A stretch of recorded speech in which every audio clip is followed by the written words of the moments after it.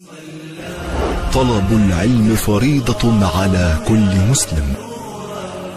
अल्हम्दुलिल्लाह वस्सलातु अला रसूली। बालों की सफ़ेदी दो तरह की है, एक है बुढ़ापे की वजह से बालों का सफ़ेद हो जाना और एक है जवानी में हालात की वजह से बालों का सफ़ेद हो जाना। दोनों के अहकाम अलग अलग हैं।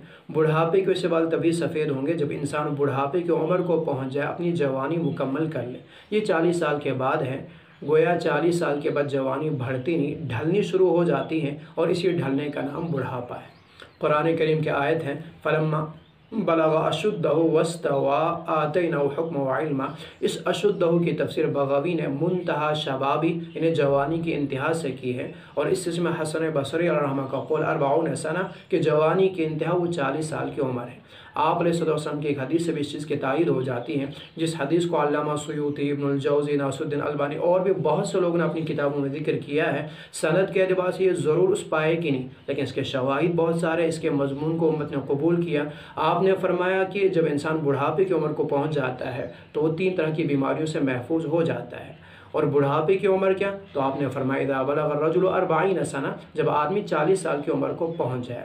गोया 40 साल ये जवानी की इंतहा है। उसके बाद बुढ़ापे की इब्तिदा बुढ़ापा है।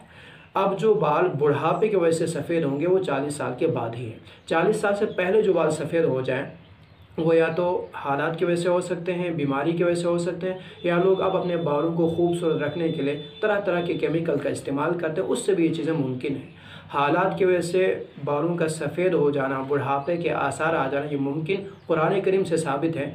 कुरान ने क़यामत की होलनाकी को बयान करते हुए फरमाया यौम यजअलुल विल्दान शीबा।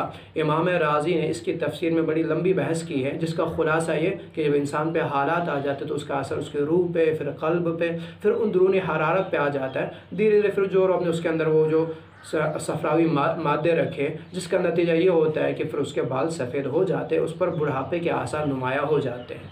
तो ये जो सफ़ेदी है, चूँकि ये सफ़ेदी वो बुढ़ापे वाली सफ़ेदी नहीं, ये अलग है, वो अलग है। लिहाजा जो सफ़ेदी, जो बाल बुढ़ापे की वजह से सफ़ेद हों, वही वो बाल हैं जिन्हें आप अलैहिस्सलाम ने काला खिजाब करने से, काला कलर करने से मना फरमाया, जिनको काला कलर करना हराम है।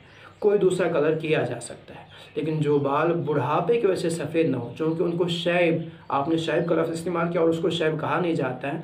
इसी तरह वहाँ जो हराम है वो अपनी उम्र को छुपाने का धोखा भी है उसमें, फिर रब के नूर से राज़ी न रहना भी है। और इन बालों में चूँकि वो सारी चीज़ें नहीं, ना अपनी उम्र को छुपाना है, ना इसमें वो नूर है, इसलिए तो वो तकालीफ़ की बेनूरी है, या नूर से राज़ी न रहना भी नहीं है, और फिर उसको शैब भी नहीं कहा जाता। जब ये शैब नहीं, लिहाजा उस हदीस की वईद में नहीं आ सकता। ऐसे में जिनके बाल बहुत पहले सफ़ेद हुए हों, वो लोग एहतियात और बेहतर तो उनके लिए भी यही है कि वो प्रॉपर ब्लैक का इस्तेमाल ना करें। वो किसी 1-2 कलरों को मिला लें जिससे शाइनिंग तो ब्लैक की आ जाए, पर प्रॉपर ब्लैक का इस्तेमाल ना करें। लेकिन अगर वो करना चाहें तो जवाज़ मालूम होता है, जायज़ लगता है, जैसा कि इमाम अबू यूसुफ रहमा की एक राय भी इसी तरह की मिलती है कि काले कलर का इस्तेमाल, ब्लैक कलर का इस्तेमाल जवानी में किया जा सकता है। जो बुढ़ापे की उम्र के वो किसी भी दूसरे कलर का इस्तेमाल करें, अलबत्ता काले कलर का इस्तेमाल ना करें।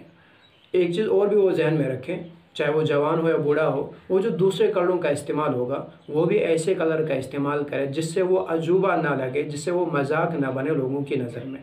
हम देखते हैं वेस्ट इंडीज़ के लोगों को तरह तरह के कलरों का वो इस्तेमाल करते हैं, लेकिन वहाँ के कल्चर को पढ़ने के बाद अंदाज़ा हुआ कि वहाँ जितना आदमी जितना ज़्यादा अजूबा होगा उतना ज़्यादा वो खूबसूरत माना जाता है। खूबसूरती का अपना अपना मेयार है, लेकिन यहाँ आप वही कलर इस्तेमाल करें जिस कलर में आप अच्छे भी लगने लगे। वो कलर इस्तेमाल ना करें जिससे आप लोगों की नज़रों में आ जाओ।